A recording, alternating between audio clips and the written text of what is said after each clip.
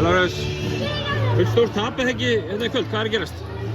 Jú, svona kannski miðað við gang leiksins sko, þetta var nú alveg bara, við vorum alveg inn í þessu. Og bara, við ættum að spila allt í lagi sko, en vorum ekki alveg eins beittir sóknarlega fannst mér í seinni hálfleik eins og vorum fyrir. Veit það ekki, okkur vantaði kannski svona líka kannski aðeins upp á róteringunum með Jordan sko. Það er búin að vera kannski heila besti maðurinn okkar. Það munar aðeins um hann.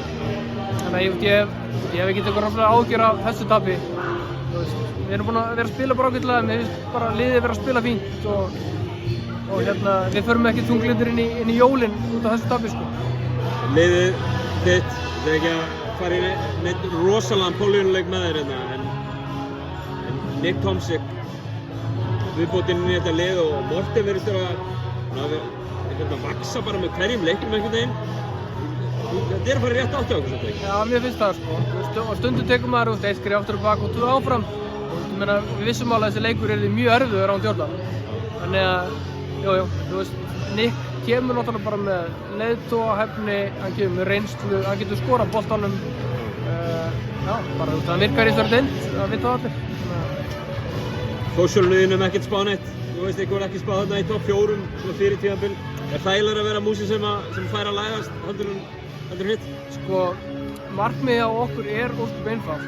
Það er að verða Íslandsmeistarar. Við erum náttúrulega ekki eina liðið, en það er og verður það. Við erum svona stóra liðið á Suðurlandi.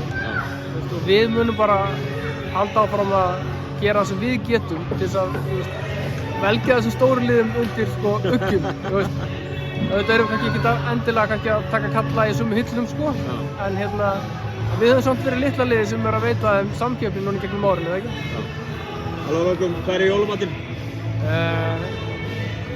Má segja að það sé rjúpa, er ekki bannað að drepa það? Já, ok, það er rjúpa. Kæra þakkir Lárus og gleðilega hátíð. Takk sömuleiðis.